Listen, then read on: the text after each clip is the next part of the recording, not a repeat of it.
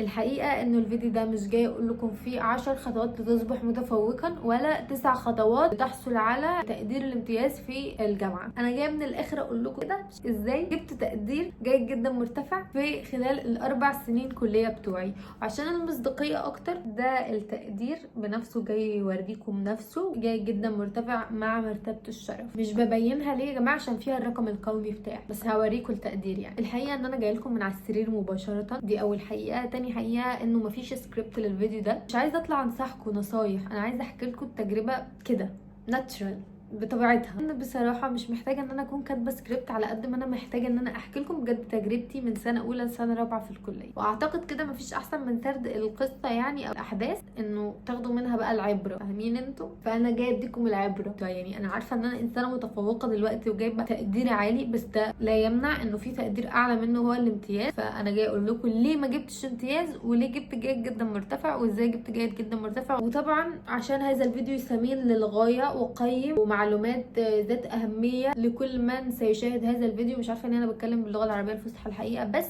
استاهل عليه لايك سبسكرايب للتشانل، وتنزلوا تحت تكتبوا لي كومنت ضروري ضروري ضروري ضروري ضروري. ولو مش عارفين تكتبوا لي ايه فاكتبوا لي هاي نومه انا فلان. لو عملتوا بقى كل الحاجات دي فيلا بينا نبدا الفيديو بتاعنا.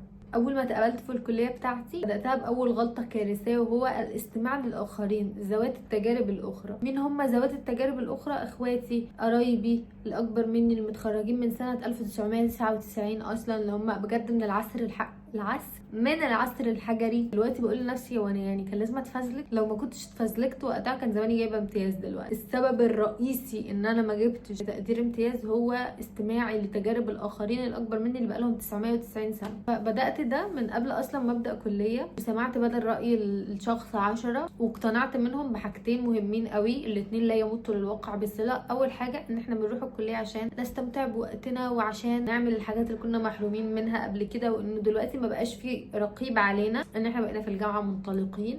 فخدت انطباع عن الجامعه ان انا رايحه اهلس من الاخر، انا رايحه اهلس واجي. تاني حاجه انه مفيش حد بيجيب امتياز غير الدكاتره وقرايب الدكاتره وعيال خالة الدكاتره. الاثنين كانوا اسوأ حاجتين انا اقتنعت بيهم من سنه اولى الحقيقه، لاني دخلت اول ترم وانا مش حاطه في بالي غير كده. ما بذاكرش في الميد ترم، الشتات ما بسلمهاش في وقتها، ما بركزش في المحاضرات، ما بفكرش ان انا اقوم اعمل برزنتيشن مع اني شخص متفوق في ده. النتيجه بسم الله الرحمن الرحيم، دخلت اول امتحان واول ماده، امتحان اللي هو نص الترم خلاص اللي هو بعديه الترم التاني، مش مذاكره حرفيا. دخلت لقيت قاعده في اوضه فيها 20 فرد فقط، انا و20 بنت، بين كل بنت وبنت كرسي، هو كرسي واحد يعني مش قاعدين في مدرجات، قاعدين بس في كراسي. وحلي اتفضلي حلي بمجهودك، هتحلي بمجهودك وباللي انت مذاكراه. ايوه حضرتك هتحلي باللي انت مذاكراه. داخله مش مذاكره، مش عامله اي حاجه، وحتى طول الترم ما كنتش بعمل حاجه، يعني كنتش مثلا بجاوب مع الدكاتره يعني. فانا معتمده اعتماد كامل على الامتحان ده، ومقتنعه ان احنا طبعا هم قالوا لي حاجه ثالثه قبل ما ادخل الكليه، طبعا احنا بنحل مع بعض، مفيش حاجه اسمها بتحل بمجهودك، كلنا بنحل مع بعض وبننجح مع بعض، والحياه ورديه، احنا داخلين كوكب زمرده حضرتك. طبعا هو ما طلعش كوكب زمرده خالص، هو طلع كوكب مرعب. المهم ان انا ما عرفتش احل، كنت بحل الحاجات اللي هو فاهمين اللي هي بتتحل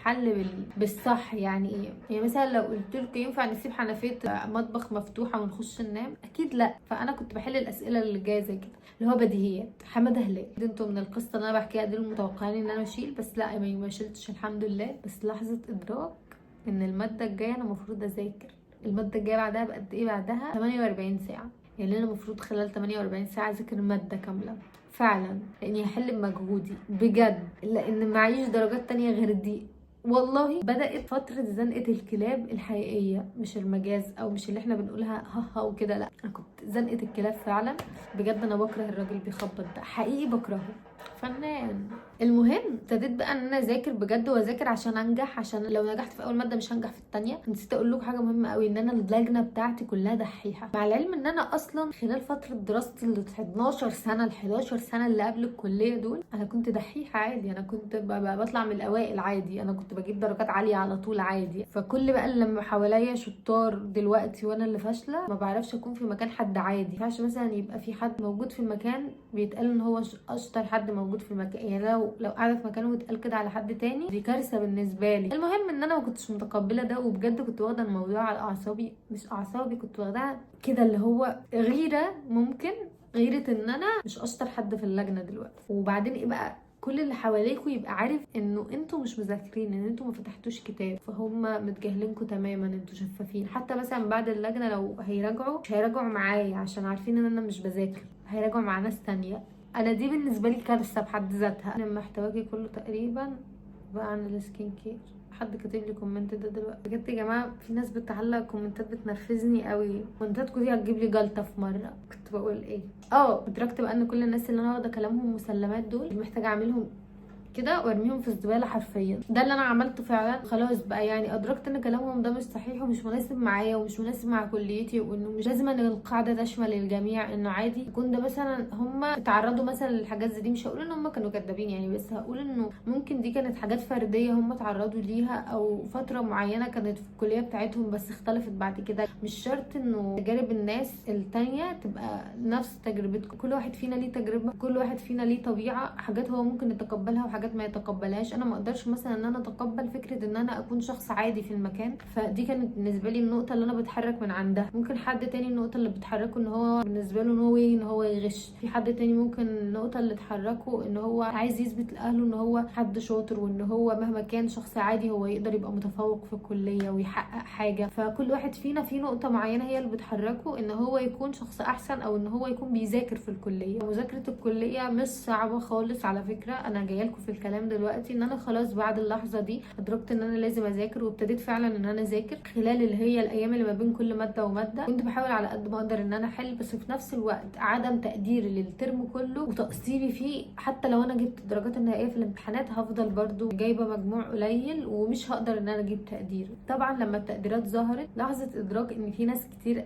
قوي كانت بتذاكر وناس كتير قوي جايبه تقدير. ونفس النقطه اللي بقول لكم كانت بتحركني ان انا بقيت احسب على الكليه ان انا شخص عادي مش بقدر اتقبلها بجد. ومش غرور والله، بس انا طبيعتي ان انا ما بتقبلش ان انا اكون شخص عادي. ما قدرتش فكره انه بجد في ناس كتير احسن مني، مش حد ولا في كتير. بس بقى دخلنا الترم التاني بقيت انا اللي خلال طول السنوات الدراسيه التانية. في نفس الوقت اقول لكم على حاجه، حتى لو انتوا كنتوا طول الوقت في السنوات الدراسيه مش شطار تقدروا تكونوا شطار في الكليه ومتفوقين على فكره، لان مذاكره الكليه اسهل بكتير من مذاكره المدرسه. زائد انه مش متوقفه كلها على امتحانات واجاباتي في اسئله الامتحانات. في حاجات انشطه بقى، يعني في حاجات تفاعل اجتماعي اكتر من ان هو قرايه وكتابه وحساب. من الترم التاني ابتديت ان انا اذاكر مذاكره بالنسبه لمذاكره المدرسه هي ولا حاجه على فكره. نسيت اقول لكم ان انا في الترم الاول ده بقى اللي هو في سنه اولى جبت تقدير سي. كنت جايبه سي وبي، كنت جايبه ايه واحده اللي هو امتياز، الباقي كان جيد جدا وكان جيد. سي بتاعه السنه اولى دي هي السبب ان انا يعني ما جبتش بقى في اللي هو التقدير الاخير اللي هو ده امتياز. تقريبا في سنه ثالثه كمان جبت كمان واحده سي. يعني سي بقى او دي او اف دول هيأثروا بعد كده على التقدير بقى اللي هو التقدير العام اللي بيجي في الاخر اللي هو شهاده التخرج. اقول لكم ازاي بقى جبت بقى ابتديت ان انا اجيب امتياز خلال الثلاث سنين ونص الباقيين. اولا كنت بذاكر قبل الميد ترم، ودي حاجه يا بنات بجد مهمه قوي، مهمه قوي قوي. يعني مهما كان لكم صحاب بيقولوا لكم ان هم ما فتحوش كتاب وما ذاكروش قبل الميد ترم، ما تصدقهمش. حتى لو كانوا صادقين يا نمنم ما تصدقهمش. حتى لو كانوا صادقين ليه ما تصدقهمش؟ عشان اولا لو هم بيقولوا الحقيقه فهم هيديكوا طاقه سلبيه كبيره قوي. لو انتوا بتتاثروا بالاخرين فهم ما ذاكروش فانتوا كمان مش هتذاكروا، وده هيديكوا احساس بالراحه ان انتوا ما عملتوش المطلوب منكم، بس انتوا مش لوحدكم. تاني حاجه في احتمال ان هم يكونوا كذابين، لان البشر مش كلهم كويسين، في بشر اشرار، فممكن هم يكونوا من البشر الاشرار. اعتمدوا على نفسكم، ذاكروا عشان انتوا لازم تذاكروا. انتوا عارفين المشكله في ايه؟ المشكله ان الميد ترم ده بيبقى جاي على تنتوفه من المنهج. يعني الكتاب ممكن يبقى 50 صفحه، الامتحان ممكن الميد ترم يبقى على اول 10 صفحات، وكمان مش مذاكره. يعني يا بجحتك بجد. ذاكروا قبل الميد ترم طبعا، والشيت سلموه في مواعيده على قد ما تقدروا. انا عارفه والله ان الموضوع ده بيبقى مكلف، بس لو عليه درجات لازم جيبوه وما تضيعوش الدرجات دي. ولو انتوا يعني الماديات مقصره معاكم، في حاجات بتبقى في الكليه في شؤون الطلاب ممكن بتروحوا بتقولوا لهم الظروف اللي عندكم ان انتوا عندكم ظرف ما، ولو في اثبات لدوت مثلا لو حد بابا متوفي او كده بيقدر ان هو ياخدها برسوم اقل بكتير. يعني ممكن توصل مثلا ان الكتاب ب 10 جنيه، لو الكتاب مثلا ب 100 جنيه فبياخدوا ب 10 جنيه. وبجد يا جماعه اي حد عنده تقصير بس هو اللي يعمل كده، بلاش تستغلوا. يبقى انتوا مثلا ظروفكم الماديه كويسه بس انتوا عايزين تضربوا على فلوس الكتب فتروحوا تعملوا كده، فده بيكون على حساب ناس تانية محتاجه جدا لان هي تاخد الكتب دي مجاني. يعني ما تبقوش نصابين من وانتوا في الجامعه. ده كده مشروع نصاب، ممكن بعد كده يتطور يتقبض عليكم وتروحوا في داهيه، تقضوا وقت عمركم كله في السجن. وقتها الحقيقه تستاهلوا، لان انتوا بتاخدوا حق مش حقكم، وبتاخدوا حاجات من حق ناس تانية هم اولى بيها 100,000 مره. المهم نكمل. كنت بقول ايه؟ شوفوا بقى، الحاجات دي بتفور دمي، بتخليني انسى انا بقول ايه. ما تنسوش تشربوا ميه عشان بشرتكم كليتكم. كنت بقول ان لو مطلوب منكم شيت لازم تسلموه في ميعاده. التفاعل بقى مع الدكاتره، يعني دايما الدكاتره مش عايزاكم تبقوا اوفر، بس خليكم في الاطار المطلوب. انا عايزه اقول لكم ان انا مش بقول لكم امشوا زي المسطره، لا عادي، احنا دايما بنخرج عن النص ودايما بنخرج عن المألوف، وممكن نشد مع دكتور، ممكن ده وارد ان هو يحصل، بس انتوا ما تحاولوش ان انتوا تبقوا ده طول الوقت. حاولوا لو انتوا برضو ساعات معتمده ما تغيبوش كتير، ده مهم قوي قوي قوي وبيفرق في التقدير. دي بقى كانت اكتر حاجه بتفرق في التقدير عندنا. انا الحمد لله ما كنتش بغيب، ولو حصل وغبتوا اعملوا اجازه مرضي. بس دي الحاجات اللي انا كنت مركزه عليها في الترم التاني، والحمد لله قدرت ان انا اجيب ايه، وبقيت الايه عندي اكتر بكتير من السي، ما بقاش عندي سي اصلا في النتيجه بتاعتي، وكذلك في سنه تانية، وكذلك في سنه تالتة، وكذلك في سنه رابعه. فدي بصراحه الاسباب اللي خلتني بجد اجيب امتياز ده بالواقعي، من غير ما اقول لكم بقى 1 و2 و3 و4 الخطوات لكي تحصل على امتياز. أو انا مش بقلل من الناس اللي بتعمل كده، يعني انا اوقات كمان بعمل كده، بس حسيت ان الموضوع ده محتاجه ان انا اتكلم فيه بقلبي اكتر وبالقصه اكتر. عامه مبسوطه قوي بالتقدير بتاعي وفخوره قوي بيه، وده اللي مخليني طالعه بتكلم عنه وبقول لكم الموضوع دوت من الالف للياء، او انه ازاي جبت التقدير ده. وعايزه اقول لكم ان اي حد يقدر ان هو يجيب تقدير عالي، سواء جيد جدا مرتفع او امتياز. والله كلنا نقدر نبقى متفوقين يعني، بس الواحد بس محتاج ان هو يحط ده تارجت قدامه انه يركز عليه. زي ما قلت لكم من اول يوم في الكليه لازم تحطوا تارجت معين، زي مثلا ان انتوا عايزين تسافروا بره بعد التخرج فتبتدوا تشتغلوا على نفسكم من سنه اولى، او مثلا ان انتوا عايزين تتعينوا في مدرسه فتبتدوا برضو تشتغلوا على ده من سنه اولى وتشوفوا الاوراق المطلوبه. مش تسنيم اللي لازم تطلع تقول لكم من الف لياء المفروض تعملوا ايه.